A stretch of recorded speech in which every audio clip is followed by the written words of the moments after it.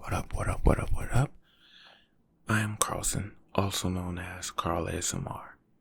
Today I'm going to be making a video on MBTI, personality types and personality theory, and cognitive functions and enneagrams and so on and so forth. Now, if you do not know much about these, you can watch my previous video on it. It has the word MBTI in the name of the video, so you can just type Carl ASMR MBTI and it should pop up. I saw a good amount of questions about my previous video and my personality type and whatnot, whether or not I am an INTJ, because I made Myers-Briggs 16 personality types a video instead of the cognitive functions video. Typically, if it's something educational, you're not going to go in depth straight away. You're going to go for a more generalized viewpoint on it. Something that is easier to digest for people. Using the 4-letter acronyms for the personality types such as INTP, INTJ, ENTJ, those are a lot more easier to digest than FE, FI, NI, NE, SE, SI. It's a lot more digestible and time convenient. That video would have been over 2 hours long, and I ain't got time for that. Lastly, about my personality type, yes, I am an INTJ 5W6. I took the test many times off camera. I have a video up of me taking live on my channel, so you can look at what my responses were, why I chose my responses, and then you can come to the conclusion of what I was received with. But yeah, I'm an introvert. I know I make videos that are less introvert-like, but it's entertainment at the end of the day. I'm not like that in person. You don't see me walking around with a smile on my face or me jumpy and telling jokes all the time. This video, I'm not going to be doing a lot of that. If you don't want to watch a video where I'm more calm, and that should be it. So let's get straight into this video. And I got my trusty glasses here. These are 100% fake glasses, but I want to look like a scholar today. So how do I look? Do I look like a scholar? Do I look like I like reading or something, or whatever stereotype glasses are connected to? So before we begin, I'm going to talk about a simple sentence that is in this book I own called Theories of Personality. It is by Hall and Lindsay. They are two separate people, two separate professors. In spite of the deepening interest of psychologists in personality theory, there is no single source to which the student can turn for a survey of existing theories of personality. I wanted to read that because the fact that a lot of these things such as MBTI, astrology, cognitive functions, any specific religion that has a personality system are all means to assess your personality and get to know yourself. Whether or not they are scientifically accurate, depending on whether you want to or not, you can take this with a grain of salt or you can take it based on studies. That's your prerogative. Carl Jung was the psychologist who actually developed the theory of cognitive processes in his book Psychological Types, in which he defined only 4 psychological functions which can take introverted or extroverted attitudes, as well as a judging rational or perceiving irrational attitude determined by the primary function, judging of if thinking or feeling, and perceiving if sensation or intuition. He used the terms dominant, auxiliary, and inferior, in which there is 1 dominant function, 2 auxiliary functions, and 1 inferior function. Now on the screen you can see this chart that I pulled up is from the site that I got this from. I will have all my sources cited in the description below. So starting off with extroverted, we have rational and irrational attitude, which is judging and perceiving. Judging is rational, perceiving is irrational. We have the function type, extroverted thinking, extroverted feeling, extroverted sensation, extroverted intuitive. The auxiliary functions, sensation, intuition, thinking, feeling. There are differences between extroversion and introversion, which I will get to in the next clip, and these can detail what type of person you are. So first off, extroverted sensing, SE. People with the extroverted sensing function rely on their 5 senses to absorb as much information about their environment as they can. They are highly observant and sensitive, and notice details about what is happening around them that other people miss. They tend to be very focused on the here and now, preferring to live in the moment rather than thinking about what might happen next week, next month, or next year. Extroverted sensing is the dominant cognitive function in ESTPs and ESFPs. You can see which type you are in my previous video. Introverted sensing, that is the SI. Those who have an introverted sensing function relate to past experiences, present circumstances. Sensory input, which is sight, sound, touch, smell, and taste, is used as a frame of reference to build ideas about how the world is and how it works, which leads to strongly patterned ways of acting and responding.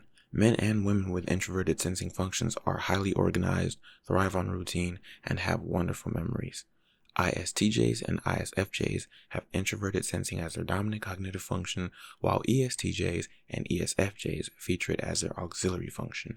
Notice how they don't say it's less good or less positive. Just because it's not your dominant function does not mean you cannot excel in those areas. Extroverted intuition, NE. People with extroverted intuition see patterns everywhere. They notice connections between things, people, and events that others miss. Their intellects are speculative and creative, and they're always trying to come up with new and more inclusive ideas that capture reality more fully and comprehensively. Individuals with extroverted intuition are excellent speakers and communicators who know how to carry others along with them on their imaginative excursions. ENTPs and ENFPs have extroverted intuition as their dominant cognitive function, while INFPs and INTPs have it as their auxiliary function. Introverted intuition, NI. Those who possess introverted intuition rely on their instincts to guide them through life. If you ask them to explain their conclusions or behavior, they often wouldn't be able to do so logically or rationally. They are the go with the flow type, content to let their subconscious mind steer them in the proper direction. They are focused inwards, exploring their own minds for guidance, and very much oriented toward the future, rather than immediate moment. INTJs and INFJs have introverted intuition as their dominant cognitive function, while ENFJs and ENTJs have it as their auxiliary function. You see why I didn't do this in the first video. Extroverted thinking, TE. Of all the cognitive functions, extroverted thinking is most closely associated with a relentless use of logic and reason.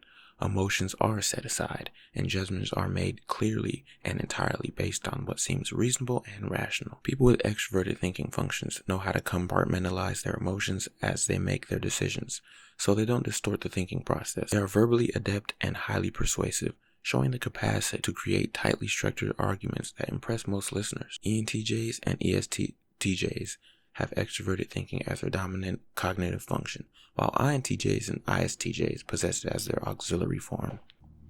Introverted thinking. Okay. Introverted thinking, the TI, not the rapper. Those who have an introverted thinking function are deeply analytical and logical. Their frames of reference come from their internally held belief systems, which are carefully constructed based on past insights and discoveries. They expect reality to conform to their already existing ideas. Although, if there are persistent conflicts, they will adjust their thinking gradually over time. They reflect on everything happening around them and are reluctant to let anything go until they are sure they understand. INTPs and ISTPs have introverted thinking as their dominant cognitive function, while ENTPs and ESTPs have introverted thinking as their auxiliary function. And last but not least, the extroverted feeling and the introverted feeling. The extroverted feeling, FE. Men and women with extroverted feeling functions as their Men and women with extroverted feeling functions base their decisions on values which are determined through their interactions with other people and their assessments of others' needs. Their value systems are heavily influenced by cultural and societal norms, which reveals the outward focus of their feeling function. People in this category are sensitive and empathetic and will go to great lengths to help other people in any way they can. ENFJs and ESFJs have extroverted feeling as their dominant cognitive function, while INFJs and ISFJs have it as their auxiliary function. Introverted feeling, FI. Individuals who possess introverted feeling as cognitive function are most empathetic of all types. They can feel others' pain and unhappiness as if it were their own, and they will start to act to relieve that pain and unhappiness if they can. Their value systems mean everything to them, and they adopt their ethics based on their own assessments rather than the opinions of others. They will do what seems right to them, regardless of prevailing culture or societal standards. INFPs and ISFPs have introverted feeling as their dominant function, while ENFPs and ESFPs have it as their auxiliary function. So those are the cognitive functions. And I also have a picture that will describe in a very simple way what the strengths to weaknesses are for every single type on this list. On the screen you can see it right up here. INTP, their TI and NE is greater than the SI and FE. ISTP is TI and SE over NI and FE. ENTP is NE over TI, above FE and SI, and the list follows. If you want to look at it, you can pause this video and just, see which one is your dominant or auxiliary, and do with that what you will. So there is something else I want to mention that I don't see a lot of in the MBTI world, or cognitive functions. I'm going to provide this to you and maybe you can make sense of it. Apparently there are two different types of composite functions. Now, one is conscious functions and the other is the unconscious functions. Now, it may just be me not being able to come across this in a timely manner, or it simply isn't one of the most well-known things out there. Correct me if I'm wrong. So we have conscious functions. The conscious functions are Ti plus Si, Fe plus Ne, Ti plus Ni, Fe plus Se, Fi plus Si, Te plus Ne, Fi plus Ni, and Te plus Se. The unconscious functions are Fe plus Ne, Ti plus Si, Fe plus Se, Ti plus Ni, Te plus Ne, Fi plus Si, Te plus Se, and Fi plus Ni. Again, I will cite all my sources below in the description so you can go and check these out if you really are interested in doing so. Gotta drink that water. Alright, so now I'm going to talk a bit about enneagrams, but since enneagrams is a whole nother topic in itself, I'm going to specifically talk about my enneagrams and what an enneagram actually is. So there are 9 enneagram types, and an enneagram essentially is what sets you aside from other people within your personality group. So if you're an INTP, for example, a 5W6 INTP versus a 4W3 or whatever are going to be very different. One might be more extroverted than the other. One might be more introverted than the other, even if you're both introverts. And one might have a different set of standards versus a different set of practicalities or a pragmatic way of looking at things. Who knows? So the 9 enneagram types. We have the reformer, rational, idealistic type, principled, purposeful, self-controlled, and a perfectionistic. 2, the helper, the caring, interpersonal type, demonstrative, generous, people-pleasing, and possessive. The achiever, the success-oriented, pragmatic type, adaptive, excelling, driven, and image-conscious. The individualist, number 4. The sensitive, withdrawn type, expressive, dramatic, self-absorbed, and temperamental. Number 5, the investigator, the intense, cerebral type, perceptive, innovative, secretive, and isolated. Do any of these sound like you? Number 6, the loyalist, the committed, security-oriented type, engaging, responsible, anxious, and suspicious. Number 7, the enthusiast, the busy, fun-loving type, spontaneous, versatile, distractible, and scattered. Number 8, the challenger, the powerful, dominating type, self-confident, decisive, willful, and confrontational. And number 9, last but definitely not least, the peacemaker, the easygoing, self-effacing type, receptive, reassuring, agreeable, and complacent. So when it comes to me and my enneagram type specifically, I'm a 5W6, and I'm going to read off the tendencies of the 5W6 INTJ. Number 1, it says perfect planning. We all know that INTJs love to plan and strategize. However, this personality type really does take it to the next level.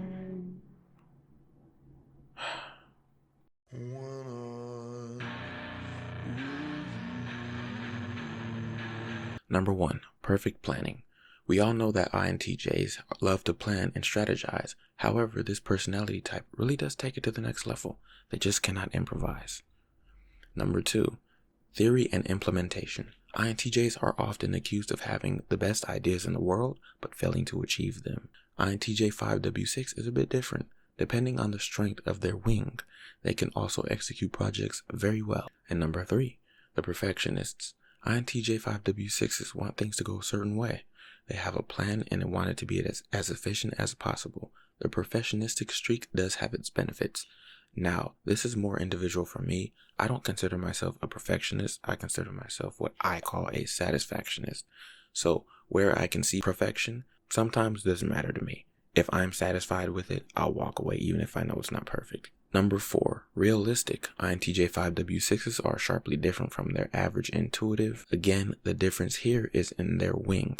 Type 6 is known for their pragmatic approach to life. They are as realistic as you can get. And I do find that true. I do consider myself a realist above all. And last but not least, control. Control is very important. Number 5.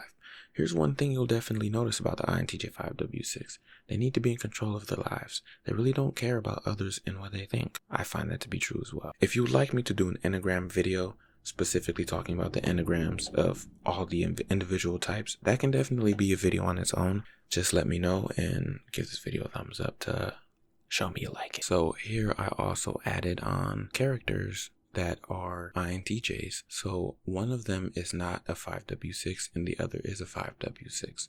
So this might give you insight on the difference in the characters who possess the same type of personality. So just because you have the same personality type as another person in your bracket, it doesn't mean you're going to be the same, essentially. So we have Batman. He is an INTJ personality type, but his Enneagram is not a 5W6. It's a 1W9. So as we already read off on what the 5W6 is like, let's read off what 1W9 is like. INTJ 1W9s are confident and assertive people. They have very high standards and set out to achieve them. This personality type is often concerned about their morals and how to be good.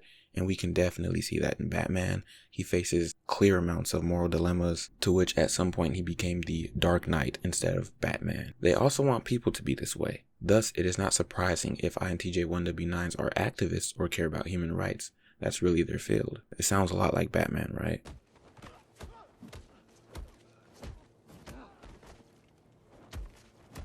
INTJ 1W9s take a sharp turn away from the stereotypical INTJs in many ways we shall see. What is the core desire of an INTJ 1W9? The core desire of the INTJ 1W9 is to be good. To achieve this, they place high standards on themselves. These high standards are achieved and sorted out by their analytical mind. What is the core fear of the INTJ 1W9? I'm about to find this out even before Scarecrow.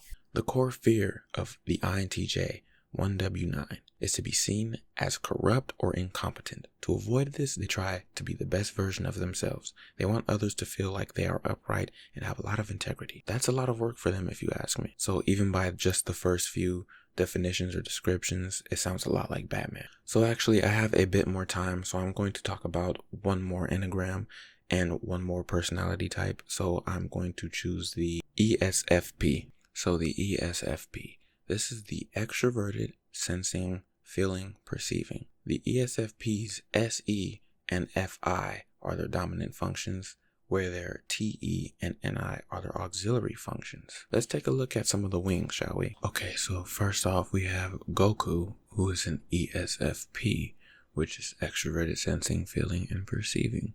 So Goku is a 7W8 Enneagram, or 7 wing 8. I'm going to read off a bit and you can find out what type of person Goku is. ESFP 7W8s are charismatic people with a touch of ambition, have all the endearing qualities we love about the ESFP, and some more. This personality type is witty, comfortable in the limelight, and can be a bit dramatic. This is heightened by the aggressive nature of the wing. Type 7 is the natural Enneagram type for the ESFP. Thus, there's not a lot of difference on display. However, the presence of type 8 as a wing distorts some of the stereotypical traits of the ESFP. What is the core desire of the ESFP 7W8? The core desire of the ESFP 7W8 is to be happy and satisfied. They want to enjoy life to the fullest, but to achieve this, they recognize they have to work towards their own ideas and goals. Kinda sounds like Goku, to be honest. Now, what is the core fear of the ESFP 7W8? The core fear of the ESFP 7W8 is to be dissatisfied.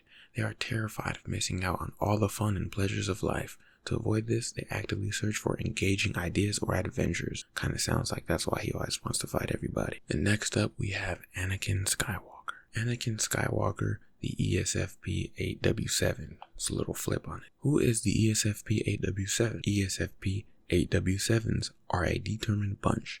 Their need for fun and freedom backs us up. In a way, this personality type has the best of both worlds. Because of their strong FI, introverted feeling, they tend to be very rigid with their values and convictions. For this reason, people may mistype them as type 1s. Type 8 is not a very common combo for ESFPs. That title goes to the type 7. However, it's still not rare. The major reason why the combo makes sense is because of the ESFP's extroverted thinking function, TE. Nevertheless, the presence of the type 8 changes some typical tendencies of the ESFPs, and we shall see what it is soon. What is the core desire of the ESFP-8W7? The core desire of the ESFP-8W7 is to be in control. They want to control their lives, and this mimics the feeling of not being trapped. What is the core fear of the ESFP-8W7? The core fear of the ESFP-8W7 is to be vulnerable or betrayed by their loved ones. This fear significantly influences their decisions. I'm not gonna lie. Sound like Anakin. But it's a fun little thing to do with your friends or by yourself, and there's a ton of memes you can share with each other. I love looking at the MBTI memes. They're very relatable, to be honest. And for my last video, I did show a lot of memes. So if you want to go and check out the memes for different personality types, you can go watch that video. So I appreciate you for watching, for tuning in. I can't get into too much of this because it is a lot. These videos have to be done in parts, so if you really do want to see more of this, let me know and like the video. Other than that, I'll see you in my next ASMR video, and thank you for watching, and I'll see y'all when I see y'all.